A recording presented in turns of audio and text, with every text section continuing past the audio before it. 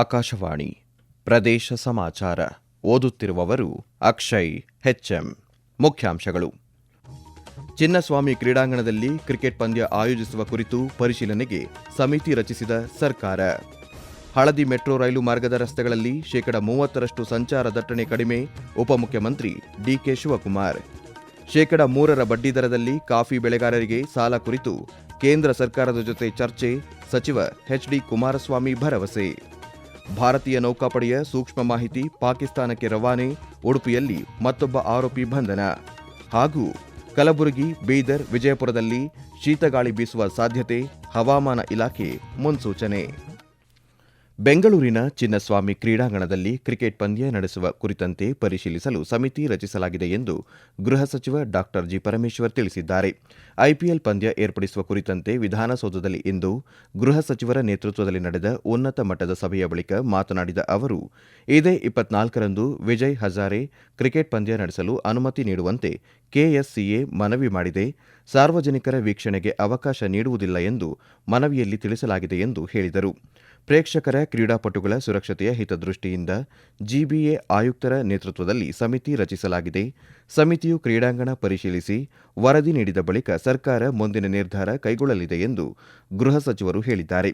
ಸಭೆಯಲ್ಲಿ ಕೆಎಸ್ಸಿಎ ಅಧ್ಯಕ್ಷ ವೆಂಕಟೇಶ್ ಪ್ರಸಾದ್, ಗೃಹ ಇಲಾಖೆಯ ಅಪರ ಮುಖ್ಯ ಕಾರ್ಯದರ್ಶಿ ತುಷಾರ್ ಗಿರಿನಾಥ್, ಪೊಲೀಸ್ ಮಹಾನಿರ್ದೇಶಕ ಡಾ ಎಂಎ ಸಲೀಂ, ಬೆಂಗಳೂರು ನಗರ ಪೊಲೀಸ್ ಆಯುಕ್ತ ಸೀಮಂತ್ ಕುಮಾರ್ ಸಿಂಗ್ ಸೇರಿದಂತೆ ಹಿರಿಯ ಪೊಲೀಸ್ ಅಧಿಕಾರಿಗಳು ಭಾಗಿಯಾಗಿದ್ದರು.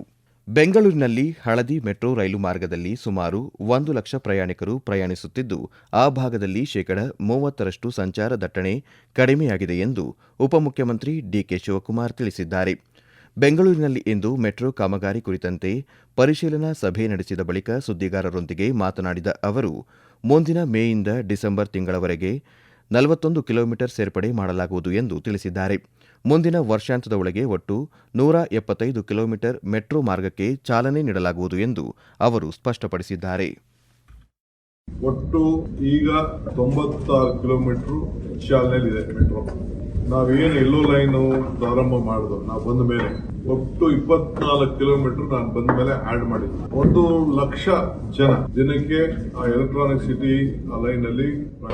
ಸೊ ನಮ್ಮ ಟ್ರಾಫಿಕ್ ಪೊಲೀಸ್ ಅವರು ಕೂಡ ಆ ರಸ್ತೆಯಲ್ಲಿ 30% ಟ್ರಾಫಿಕ್ ಕಡಿಮೆ ಆಗಿದೆ ಅನ್ನೋದನ್ನ ನಮಗೆ ಮಾಹಿತಿಯನ್ನ ಕೊಟ್ಟಿದ್ರು. ಈಗ ನೆಕ್ಸ್ಟ್ ಮೇ ಡಿಸೆಂಬರ್ ಮಧ್ಯದಲ್ಲಿ ಎಲಿವೇಟೆಡ್ ಅಂಡರ್ ಗ್ರೌಂಡ್ ಇವೆಲ್ಲ ಸೇರಿ ಡಿಸೆಂಬರ್ ವರೆಗೂ ನೆಕ್ಸ್ಟ್ 41 ಕಿಲೋಮೀಟರ್ ಆಡ್ ಮಾಡ್ತಾ ಇದ್ದೀವಿ. ಬಳಿಕ ಉಪಮುಖ್ಯಮಂತ್ರಿ ಡಿಕೆ ಶಿವಕುಮಾರ್ ಅವರು ಕೋರಮಂಗಲದಿಂದ ಸರ್ಜಾಪುರದವರೆಗಿನ ಸಂಚಾರಯುಕ್ತ ರಸ್ತೆ ನಿರ್ಮಾಣ ಹಾಗೂ ಮೇಲು ರಸ್ತೆ ಕಾಮಗಾರಿಗಳನ್ನು ಪರಿಶೀಲನೆ ನಡೆಸಿದರು. ಕಾಫಿ ಬೆಳೆಗಾರರನ್ನು ಸರ್ಫೇಸಿ ಕಾಯ್ದೆಯಿಂದ ಹೊರತರಲು ಕೇಂದ್ರ ಸರ್ಕಾರ ಹಾಗೂ ಸಂಬಂಧಪಟ್ಟ ಅಧಿಕಾರಿಗಳೊಂದಿಗೆ ಚರ್ಚಿಸಿ ಪರಿಹಾರ ಕಂಡುಕೊಳ್ಳುವ ಪ್ರಯತ್ನ ಮಾಡಲಾಗುವುದು ಎಂದು ಕೇಂದ್ರ ಬೃಹತ್ ಕೈಗಾರಿಕೆ ಮತ್ತು ಉಕ್ಕು ಖಾತೆ ಸಚಿವ ಎಚ್ಡಿ ಕುಮಾರಸ್ವಾಮಿ ಭರವಸೆ ನೀಡಿದ್ದಾರೆ.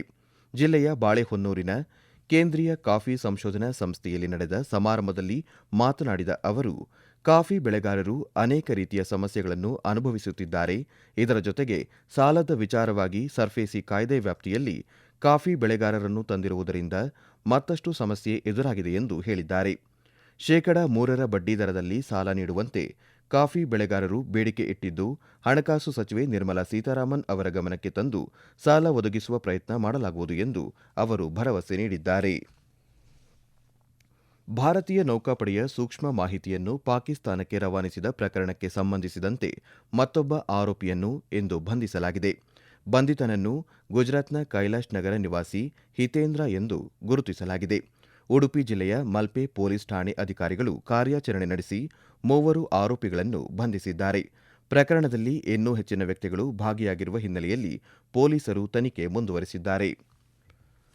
ಪ್ರದೇಶ ಸಮಾಚಾರ ಕೇಳುತ್ತಿದ್ದೀರಿ.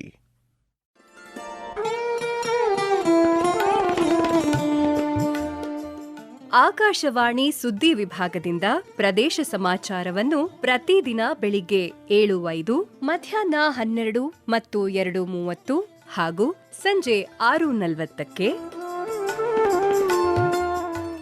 ರಾಷ್ಟ್ರೀಯ ವಾರ್ತೆಗಳನ್ನು ಬೆಳಿಗ್ಗೆ 7:35, ಮಧ್ಯಾಹ್ನ 1:10 ಹಾಗೂ ಸಂಜೆ 7:35ಕ್ಕೆ ಪ್ರಸಾರ ಮಾಡಲಾಗುತ್ತದೆ.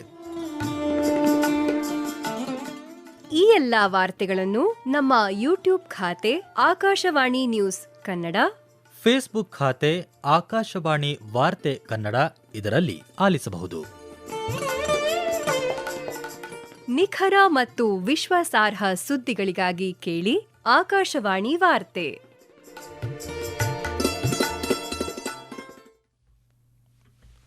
ರಾಜ್ಯದ ಹಲವು ಜಿಲ್ಲೆಗಳಲ್ಲಿ ಶೀತಗಾಳಿ ಮುಂದುವರೆದಿದೆ. ಬೀದರ್ನಲ್ಲಿ ಕನಿಷ್ಠ ತಾಪಮಾನ 9.2 ಡಿಗ್ರಿ ಸೆಲ್ಸಿಯಸ್ ತಾಪಮಾನ ದಾಖಲಾಗಿದೆ. ಬೀದರ್, ಕಲಬುರಗಿ ಜಿಲ್ಲೆಗಳಲ್ಲಿ ಶೀತಗಾಳಿ ಬೀಸುವ ಸಾಧ್ಯತೆ ಇದೆ. ವಿಜಯಪುರ, ಧಾರವಾಡ, ಮಂಡ್ಯ, ಮೈಸೂರಿನಲ್ಲಿಯೂ ಶೀತಗಾಳಿ ಮುಂದುವರಿಯಲಿದೆ. ಬೆಂಗಳೂರಿನಲ್ಲಿ ಮುಂಜಾನೆ ದಟ್ಟ ಮಂಜು ಕಂಡುಬರುವ ಸಾಧ್ಯತೆ ಇದೆ ಎಂದು ಹಾಗೂ ಕನಿಷ್ಠ ತಾಪಮಾನ 16 ಡಿಗ್ರಿ ಸೆಲ್ಸಿಯಸ್ ಇರಲಿದೆ ಎಂದು ಹವಾಮಾನ ಇಲಾಖೆ ತಿಳಿಸಿದೆ. ಆರೋಗ್ಯ ವಿಜ್ಞಾನ ಕ್ಷೇತ್ರದಲ್ಲಿ ನಾವೀನ್ಯತೆಯನ್ನು ಪ್ರೋತ್ಸಾಹಿಸಿ ಸಮಾಜಕ್ಕೆ ಉಪಯುಕ್ತ ಪರಿಹಾರ ಕಂಡುಕೊಳ್ಳಲು ಜವಾಹರಲಾಲ್ ನೆಹರು ಸುಧಾರಿತ ವೈಜ್ಞಾನಿಕ ಸಂಶೋಧನಾ ಕೇಂದ್ರ, ಖಾಸಗಿ ಕೈಗಾರಿಕಾ ಸಂಸ್ಥೆ ಸಿಆರ್ಐಎಸ್ಪಿಆರ್ ಜೊತೆಗೆ ಒಡಂಬಡಿಕೆಗೆ ಸಹಿ ಮಾಡಲಿದೆ. ಉಭಯ ಸಂಸ್ಥೆಗಳು ಒಗ್ಗೂಡಿ ಆನುವಂಶಿಕ ಮತ್ತು ಅತಿಸಣ್ಣ ಅಣು ರಾಸಾಯನಿಕ ಜೀವಶಾಸ್ತ್ರ ಕ್ಷೇತ್ರದಲ್ಲಿ ಸಂಶೋಧನೆ ಕೈಗೊಂಡು ಆರೋಗ್ಯ ಹಾಗೂ ರಕ್ಷಣಾ ಕ್ಷೇತ್ರದಲ್ಲಿ ಪರಿಹಾರ ಕಂಡುಕೊಳ್ಳಲು ಪ್ರಯತ್ನ ಮಾಡಲಿವೆ. ಈ ಒಪ್ಪಂದವು ಭಾರತದ ಜೈವಿಕ ತಂತ್ರಜ್ಞಾನ ಮತ್ತು ನಾವೀನ್ಯತೆ ಪರಿಸರ ವಿಜ್ಞಾನವನ್ನು ಬಲಪಡಿಸಲಿದೆ.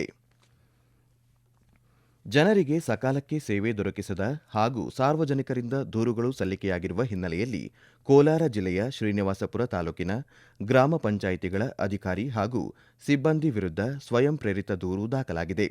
ಶ್ರೀನಿವಾಸಪುರ ತಾಲೂಕಿನ ದಳಸನೂರು, ಮಾಸ್ತೇನಹಳ್ಳಿ, ಜೆ. ತಿಮ್ಮಸಂದ್ರ, ಅರಿಕುಂಟೆ ಸೇರಿದಂತೆ ಹಲವು ಗ್ರಾಮ ಪಂಚಾಯಿತಿಗೆ ಅಧಿಕಾರಿಗಳೊಂದಿಗೆ ಉಪಲೋಕಾಯುಕ್ತರು ಭೇಟಿ ನೀಡಿದ್ದರು. ಭೇಟಿ ಸಂದರ್ಭದಲ್ಲಿ ಸಲ್ಲಿಕೆಯಾಗಿದ್ದ ದೂರುಗಳಿಗೆ ಸಂಬಂಧಿಸಿದ ಮಾಹಿತಿ ಕಲೆ ಹಾಕಿದಾಗ ಅಧಿಕಾರಿಗಳು ಸಮರ್ಪಕವಾಗಿ ಮಾಹಿತಿ ನೀಡುವಲ್ಲಿ ವಿಫಲರಾಗಿದ್ದರು. ಈ ಹಿನ್ನೆಲೆಯಲ್ಲಿ ಒಟ್ಟು 23 ಪ್ರಕರಣಗಳಲ್ಲಿ 169 ಮಂದಿ ವಿರುದ್ಧ ದೂರು ದಾಖಲಾಗಿದೆ. ರೈತರಿಂದಲೇ ನೇರವಾಗಿ ಕೆಎಂಎಫ್ ಮೆಕ್ಕೆಜೋಳ ಖರೀದಿ ಮಾಡುವಂತೆ ಮಾಜಿ ಸಚಿವ ಎಚ್ಡಿ ರೇವಣ್ಣ ಒತ್ತಾಯಿಸಿದ್ದಾರೆ. ಹಾಸನದಲ್ಲಿ ಇಂದು ಸುದ್ದಿಗಾರರೊಂದಿಗೆ ಮಾತನಾಡಿದ ಅವರು, ಈ ಬಾರಿ ಅತಿ ಹೆಚ್ಚು ಮಳೆಯಿಂದ ಶೇಕಡಾ 50ರಷ್ಟು ಮೆಕ್ಕೆಜೋಳ ನಷ್ಟವಾಗಿದ್ದು, ರೈತರು ಸಂಕಷ್ಟ ಅನುಭವಿಸುತ್ತಿದ್ದಾರೆ. ಕೆಎಂಎಫ್ ಖಾಸಗಿಯವರಿಂದ 29,000 ಮೆಟ್ರಿಕ್ ಟನ್ ಜೋಳ ಖರೀದಿ ಮಾಡಿದ್ದು, ರೈತರ ಬಳಿ ಕೇವಲ 10,000 ಮೆಟ್ರಿಕ್ ಟನ್ ಖರೀದಿ ಮಾಡಲು ಮುಂದಾಗಿದ್ದಾರೆ. ಕ್ವಿಂಟಾಲ್ಗೆ 24,000ದಂತೆ ರೈತರಿಂದಲೇ ಮೆಕ್ಕೆಜೋಳ ಖರೀದಿ ಮಾಡಬೇಕು ಎಂದು ಅವರು ಒತ್ತಾಯಿಸಿದ್ದಾರೆ. ನಾಡಪ್ರಭು ಕೆಂಪೇಗೌಡ ಪ್ರತಿಷ್ಠಾನವು ಭಾರತ ರತ್ನ ಅಟಲ್ ಬಿಹಾರಿ ವಾಜಪೇಯಿ ಅವರ 101ನೇ ಜನ್ಮದಿನವನ್ನು ಇದೇ 25ರಂದು ಜ್ಞಾನಜ್ಯೋತಿ ಸಭಾಂಗಣದಲ್ಲಿ ನಡೆಸಲಿದೆ ಎಂದು ಮಾಜಿ ಉಪಮುಖ್ಯಮಂತ್ರಿ ಡಾ ಸಿಎನ್ ಅಶ್ವತ್ಥನಾರಾಯಣ ತಿಳಿಸಿದ್ದಾರೆ. ಬೆಂಗಳೂರಿನಲ್ಲಿಂದು ಸುದ್ದಿಗಾರರೊಂದಿಗೆ ಮಾತನಾಡಿದ ಅವರು, ಈ ಬಾರಿ ಶಿಕ್ಷಣದಲ್ಲಿ ಸುಶಾಸನ ಎಂಬ ಕಾರ್ಯಕ್ರಮವನ್ನು ಆಯೋಜಿಸಲಾಗಿದೆ ಎಂದು ಹೇಳಿದರು. ಸಂವಾದ ಕಾರ್ಯಕ್ರಮದಲ್ಲಿ ಪಬ್ಲಿಕ್ ಯೂನಿವರ್ಸಿಟಿ ಪಠ್ಯಕ್ರಮ, ಕೃತಕ ಬುದ್ಧಿಮತ್ತೆ ಕುರಿತಂತೆ ಸಂವಾದ ನಡೆಸಲು ನಿರ್ಧರಿಸಿದ್ದು, ಶಿಕ್ಷಣ ತಂತ್ರಜ್ಞಾನ ಕ್ಷೇತ್ರದ 15 ಮಂದಿ ತಜ್ಞರು ಭಾಗವಹಿಸಲಿದ್ದಾರೆ ಎಂದು ಮಾಹಿತಿ ನೀಡಿದ್ದಾರೆ.